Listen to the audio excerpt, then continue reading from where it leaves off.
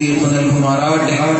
നമ്മുടെ വിഷയം വളരെ കാലിക പ്രസക്തമായ വിഷയമാണ്. വാട്സപ്പും യുവതലമുറയും. വാട്സപ്പും യുവതലമുറയും എന്നൊക്കെ പറയുമ്പോ കുറച്ച് കാലം മുമ്പൊക്കെ ഒരാൾ പറയുമ്പോ നമ്മുടെ വയസ്സന്മാർക്കൊക്കെ തിരിയൂല എന്ന് നമ്മൾക്ക് വിചാരിക്കാമായിരുന്നു. എന്ത് ബുക്കിപ്പായി ഫേസ്ബുക്ക് എന്നൊക്കെ ചോദിച്ചാലുണ്ട്. വാട്സപ്പ് എന്തായി, വാട്സപ്പ് എന്താണ് ഈ ഫേസ്ബുക്ക് എന്നൊക്കെ ചോദിക്കുമായിരുന്നു. പക്ഷേ പത്രങ്ങളിലൂടെ അതിന്റെ കോളങ്ങളിലൂടെ നമ്മൾ വായിക്കുന്ന ചില വാർത്തകൾ നമ്മൾക്ക് തെളിയിച്ചു തരുന്നത് വയസ്സന്മാർക്കും ഈ വാട്സപ്പും ഫേസ്ബുക്കും ഒക്കെ തിരിയും എന്നാണ്. അതുകൊണ്ട് ആർക്കും ബോറടിക്കേണ്ട ആവശ്യമില്ല. ചെറുപ്പക്കാരോട് മാത്രമല്ല, ചെറുപ്പക്കാരികളോട് മാത്രമല്ല, ഇവിടെ കൂടിയിരിക്കുന്ന വയോധികരായ രക്ഷിതാക്കളോട്, ഉമ്മ പെങ്ങന്മാരോടൊക്കെ പറയാനുള്ളത്, വാട്സപ്പ് ഉപയോഗിക്കൽ തെറ്റാണെന്ന് ഒരിക്കലും ഇസ്ലാം പറയുന്നില്ല. ഒരിക്കലും പറയുന്നില്ല. ഫേസ്ബുക്ക് ഉപയോഗിക്കൽ തെറ്റാണെന്ന് ഇസ്ലാം പഠിപ്പിക്കുന്നില്ല. ഇന്റർനെറ്റിന്റെ ഉപയോഗം അത് തെറ്റാണെന്ന് ഇസ്ലാം പറയില്ല. ഇസ്ലാം പറയുന്നത്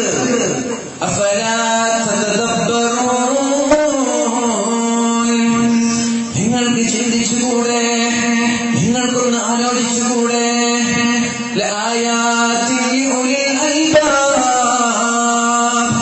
ചിന്തിക്കുന്നവർക്ക് ദൃഷ്ടാന്തമുണ്ടല്ലോ, ആലോചിക്കുന്നവർക്ക് ഒരുപാട് കാര്യങ്ങൾ പഠിക്കാനുണ്ടല്ലോ. പരിശുദ്ധമായ ഇസ്ലാം നമ്മോട് ഒരിക്കലും ഇസ്ലാം ഒരു മനുഷ്യനെയും സ്വാതന്ത്ര്യത്തിന്റെ മേഖലകളിൽ നിന്ന് തടഞ്ഞു വെച്ചിട്ടില്ല. പുരോഗതിയുടെ കവാടങ്ങൾ അടച്ചു വെച്ചിട്ടില്ല. ആർക്ക് വേണമെങ്കിലും എത്രത്തോളം ഉന്നതങ്ങളിലേക്ക് പറന്നുയരാൻ സാധിക്കുമെങ്കിലും ഇസ്ലാം തയ്യാറാണ്. ഒരാളെയും തടഞ്ഞു വെച്ചിട്ടില്ല. അതാണ് പരിശുദ്ധമായ ഇസ്ലാം. പക്ഷേ നമ്മൾ ശ്രദ്ധിക്കേണ്ടത്, നമ്മൾ അതിനെ ഉപയോഗിക്കേണ്ട മേഖലകൾ ഇസ്ലാം പഠിപ്പിച്ചു തന്നിട്ടുണ്ട്. വാട്സപ്പ് ആണെങ്കിലും ഫേസ്ബുക്ക് ആണെങ്കിലും എങ്ങനെ ഉപയോഗിക്കാം എന്നാണ് നമ്മൾ പഠിക്കേണ്ടത്. ഇസ്ലാമിന്റെ ഉപദേശിക്കുന്ന രീതിയിൽ മതത്തിൽ അധിഷ്ഠിതമായ ചിട്ടയോടെ, തെറ്റുകളില്ലാതെ, തിന്മകൾ കടന്നു വരാതെ എങ്ങനെ ഉപയോഗിക്കാമെന്നാണ് നമ്മൾ പഠിക്കേണ്ടത്. മഹാനായ റസൂലുള്ളാഹി സ്വല്ലല്ലാഹു അലൈഹി വസല്ലം തങ്ങൾ പഠിപ്പിച്ചതുപോലെ, സ്വഹാബാക്കൾ നമ്മളോട് പറഞ്ഞു തന്നതുപോലെ എങ്ങനെ നമ്മൾക്ക് ഈ ആധുനിക സംവിധാനങ്ങൾ ഉപയോഗപ്പെടുത്താം, അതിലേക്ക് ഞാൻ നിങ്ങളെ ക്ഷണിച്ചു കൊണ്ടുവരികയാണ്. ഞാൻ ആദ്യമായി പറഞ്ഞത്, നമ്മുടെ പ്രിയപ്പെട്ട ഉപ്പമാർ, പ്രിയപ്പെട്ട രക്ഷിതാക്കൾക്ക് ഒരിക്കലും തിരിയില്ലെന്ന് പറയാൻ കഴിയില്ല. ഏകദേശം ഒരു വർഷം മുമ്പ് നമ്മൾ പത്രത്തിന്റെ കോളങ്ങളിൽ വായിച്ച ഒരു ന്യൂസ് ഞാൻ നിങ്ങളിലേക്ക് ഇട്ടുതരികയാണ്. എന്നിട്ട് നമ്മൾക്ക് ആലോചിക്കാം ഇതവർക്ക് തിരിയോ ഇല്ലേ എന്ന്. എറണാകുളത്തുള്ള ഒരു പെണ്ണ് വർഷങ്ങളായിട്ട് ഫേസ്ബുക്കിലൂടെ ഒരു പുരുഷനോട് ചാറ്റ് ചെയ്യാൻ തുടങ്ങി. എറണാകുളത്ത് എഞ്ചിനീയറിംഗ് പഠിക്കുന്ന ഒരു പെൺകുട്ടി വർഷങ്ങളായിട്ട് ഫേസ്ബുക്കിലൂടെ ചാറ്റ് ചെയ്യാൻ തുടങ്ങി. എന്നിട്ട് പെണ്ണിന്റെ പഠനത്തിന് തടസ്സം സംഭവിച്ചു. പെണ്ണിന്റെ പഠന പുരോഗതിയിൽ വിഘ്നം സംഭവിച്ചു. അങ്ങനെ പെണ്ണ് ഈ ഞാൻ ചാറ്റ് ചെയ്യുന്ന ആ പുരുഷനോട് കാണണമെന്ന അതിയായ മോഹം തോന്നി. അങ്ങനെ പുരുഷനോട് പറഞ്ഞു, എനിക്ക് നിങ്ങളെ കാണണം, നിങ്ങളെ കാണാതെ, നിങ്ങളെ ഒന്ന് കാണാതെ എന്റെ പഠനത്തിന് പുരോഗതി ഉണ്ടാവില്ല, എനിക്ക് കോൺസെൻട്രേഷൻ ലഭിക്കില്ല, അതുകൊണ്ട് അന്ന് നിങ്ങളെ ഒന്ന് കാണണം. പെണ്ണ് മുസ്ലിമായ പെൺകുട്ടി എറണാകുളത്ത് നിന്ന് ട്രെയിൻ കയറി ഇങ്ങനെ കണ്ണൂരിൽ ഒരു സ്റ്റേഷനിൽ ഇറങ്ങി. ആ എന്തിനു വേണ്ടി? ഉപ്പയറിയാതെ, ഉമ്മയറിയാതെ, സഹോദരങ്ങളറിയാതെ തന്റെ കാമുകൻ ഫേസ്ബുക്കിലൂടെ ഒരു വർഷമായി ചാറ്റ് ചെയ്യുന്ന തന്റെ കാമുകനെ കാണാൻ വേണ്ടിയിട്ട് ആരാരും അറിയാതെ ട്രെയിനിൽ കയറിയിട്ട് സുബഹിക്ക് പ്രഭാതത്തിൽ കണ്ണൂരിലേക്ക് ഇറങ്ങി. കണ്ണൂരിൽ ഒരു പെൺകുട്ടി അനാഥയായിട്ട് കണ്ടപ്പോ അവിടെയുള്ള ഓട്ടോ ഡ്രൈവർമാർ പോലീസുകാർക്ക് വിവരം അറിയിച്ചു. പോലീസുകാരെ വിളിച്ചിട്ട് പറഞ്ഞു, ഇവിടെ ഒരു പെൺകുട്ടി അലക്ഷ്യമായി നടക്കുന്നുണ്ട്. ഉടനെ പോലീസുകാര് വന്നുകൊണ്ട് പെണ്ണിൽ പൊക്കി. എന്നിട്ട് പെണ്ണിനോട് ചോദിച്ചു, പെണ്ണേ എവിടെ നിന്നാണ്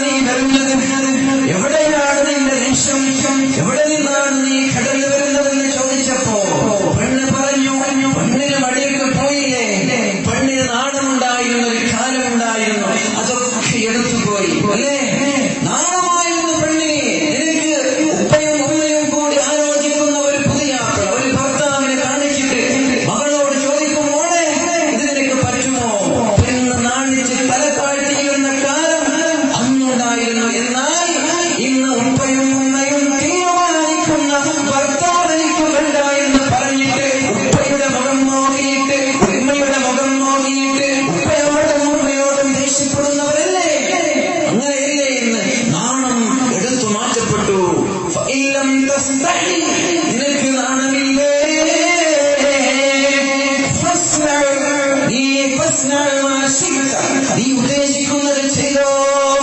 നാണമില്ലെങ്കിൽ നിനക്ക് തോന്നിയതുപോലെ ജീവിച്ചോ എന്ന മഹാനായ മൂസാ നബി അലൈഹിസ്സലാമക്ക് നൽകിയ ഉപദേശമില്ലേ ഇത്.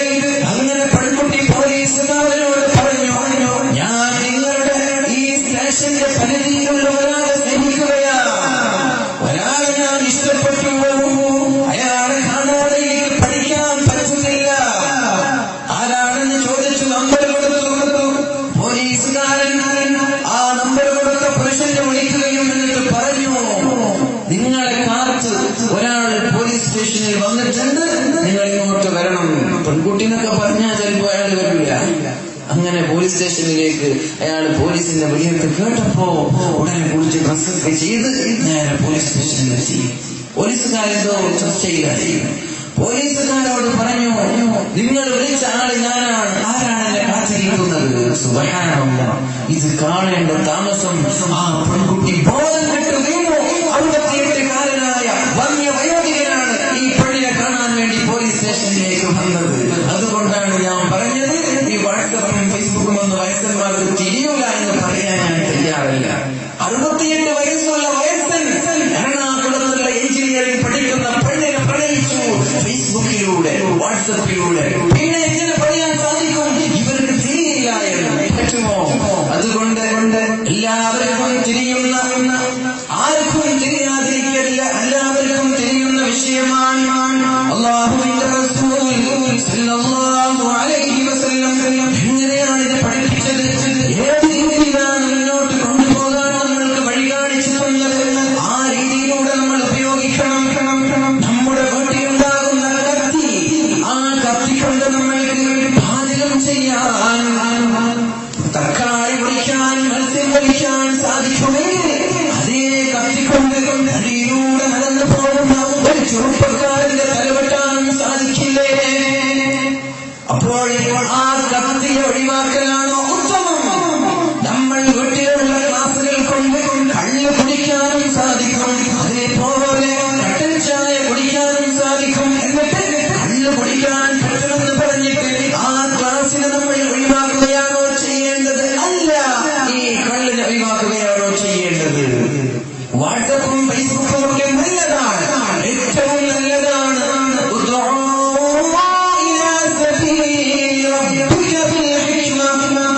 അള്ളാഹുവിന്റെ വഴിയിലേക്ക്, അള്ളാഹുവിന്റെ മാർഗത്തിലേക്ക് വളരെ തന്ത്രപരമായിട്ട് ക്ഷണിക്കണം. വളരെ ഐഡിയയോടെ അവിടെയുള്ള മാധ്യമങ്ങൾ ഉപയോഗിച്ചിട്ട്, വളരെ നല്ല രീതിയിൽ ഐഡിയ കൊണ്ട് തന്ത്രങ്ങൾ ഉപയോഗിച്ചിട്ട് ക്ഷണിക്കണമെന്ന് പരിശുദ്ധമായ ഖുർആൻ പറയുമ്പോൾ നമ്മൾക്ക് മനസ്സിലാക്കാൻ സാധിക്കുന്നത്, ഇന്ന് കാണുന്ന ഈ വാട്സപ്പ്, ഇന്ന് കാണുന്ന ഈ ഫേസ്ബുക്കുകൾ കൊണ്ട് ഇസ്ലാമിനെ വളർത്താൻ സാധിക്കുമോ? പറ്റുമോ? ഇല്ലല്ലേ? ഇസ്ലാമിനെ വളർത്താൻ ഏറ്റവും ഉപയോഗമായ, ഏറ്റവും ഉപകരിക്കുന്ന മീഡിയ അത് സോഷ്യൽ മീഡിയകളാണ്. ഇന്ന് രാവിലെ എണീറ്റപ്പോ ചില അധ്യാപകർക്ക് കോൾ വന്നു, ഇന്ന് സ്കൂളുണ്ടോ? ഇല്ലേ? ഇന്നലെ പ്രശ്നമായിരുന്നു.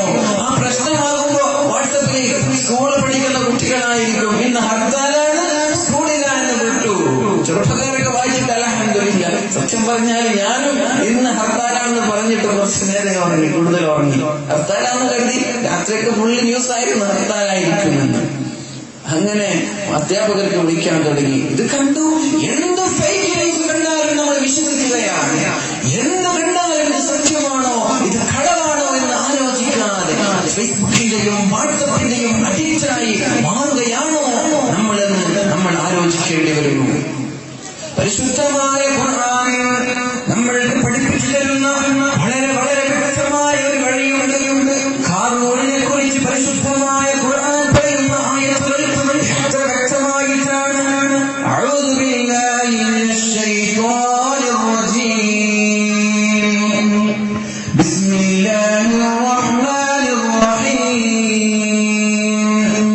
ഇന്ന ഖാറൂന കാന മിൻ ഖൗമി മൂസാ ഫബഗാ അലൈഹിം വആതൈനാഹു മിനൽ കുനൂസി മാ ഇന്ന മഫാത്തിഹഹ ലതനൂഉ ബിൽ ഉസ്ബതി ഉലിൽ ഖുവ്വ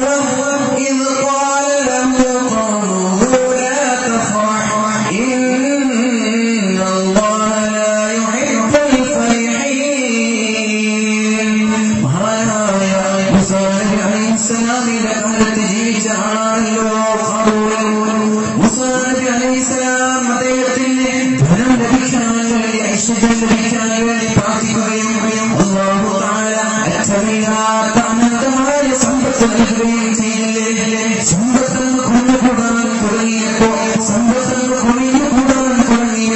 അദ്ദേഹം അഹങ്കാരിയാവുകയും അബ്ബാനായ മൂസാ നബി അലൈഹിസ്സലാം സകാത്തിന്റെ പണം ചോദിച്ചപ്പോ കൊടുക്കാതെ ആക്ഷേപിച്ചു വിടുകയും ചെയ്തില്ലേ. അങ്ങനെ ഹാറൂനെ കുറിച്ച് പറയുന്ന സന്ദർഭത്തിൽ ഹാറൂനിന്റെ ഖജാനയുടെ താക്കോല് ചോദിക്കാൻ തന്നെ 40 കുതിരകൾ, 40 കുതിരകൾ, നല്ല ശക്തിയുള്ള കഴിവുള്ള പവറുള്ള 40 കുതിരകൾക്ക് ചുമക്കാനുള്ള താക്കോൽ തന്നെ ഹാറൂനിന്റെ കൈകളിലുണ്ടായിരുന്നു. അത്രയും വലിയ സമ്പന്നനായ ഹാറൂൻ അഹങ്കരിച്ചുകൊണ്ട് സന്തോഷിച്ചുകൊണ്ട് ലോകത്തിന്റെ ആ വഴിയിലേക്ക് ഇറങ്ങിയപ്പോൾ അവിടെയുള്ള ജനങ്ങളൊക്കെ ആഗ്രഹിച്ചു പോയി. ഹാറൂനിനെ ലഭിച്ചതുപോലെ നമ്മൾക്കും ലഭിച്ചിരുന്നെങ്കിൽ എത്ര നന്നായിരുന്നു. എന്നിട്ട് പറയുകയാണ്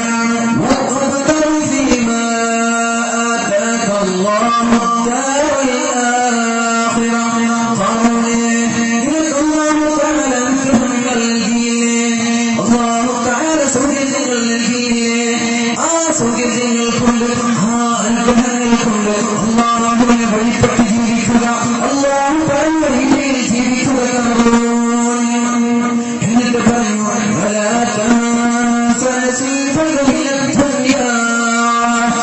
അല്ലാഹു തആല നൽകിയ ഈ ദുനിയാവിൽ അല്ലാഹു തആല നൽകിയ അനുഗ്രഹങ്ങളെ മറന്നു പോകരുത്. അല്ലാഹു നമ്മൾക്ക് നൽകിയ അനുഗ്രഹമാണ് നമ്മുടെ വാട്സപ്പും നമ്മുടെ ഫേസ്ബുക്കും നമ്മുടെ ഇന്റർനെറ്റും ടിവിയും ഒക്കെ അല്ലാഹു തആല നമ്മൾക്ക് നൽകിയ അനുഗ്രഹമാണ്. ആ അനുഗ്രഹങ്ങൾ നമ്മൾ മറന്നു പോകരുത്.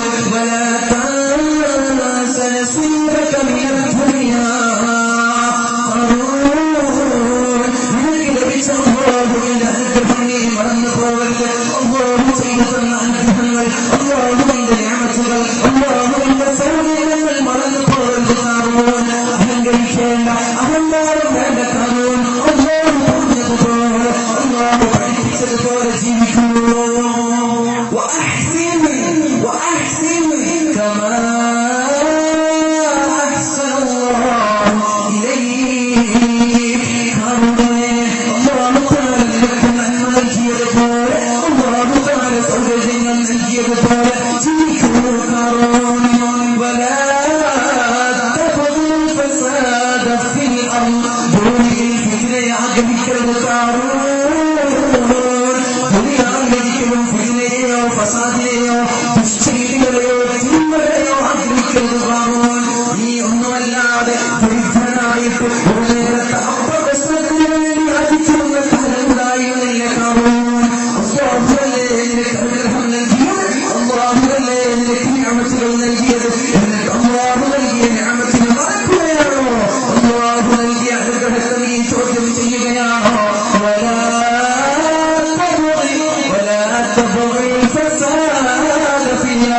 ഭൂമിയിൽ ഫിത്നയെ ആഗ്രഹിക്കരുത്.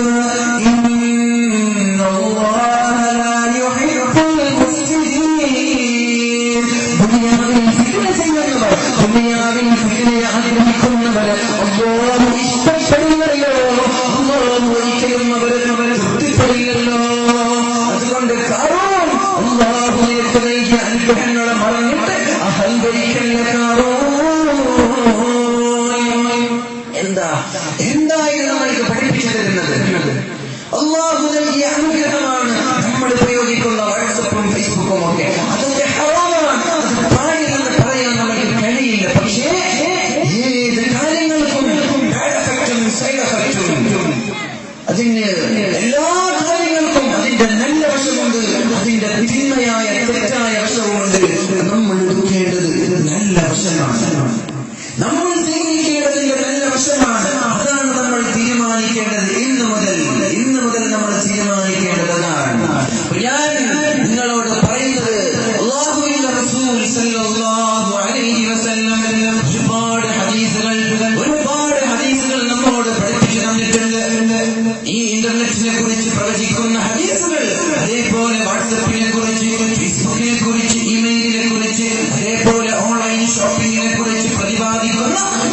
ഒരുപാട് ഹദീസുകളുണ്ട്.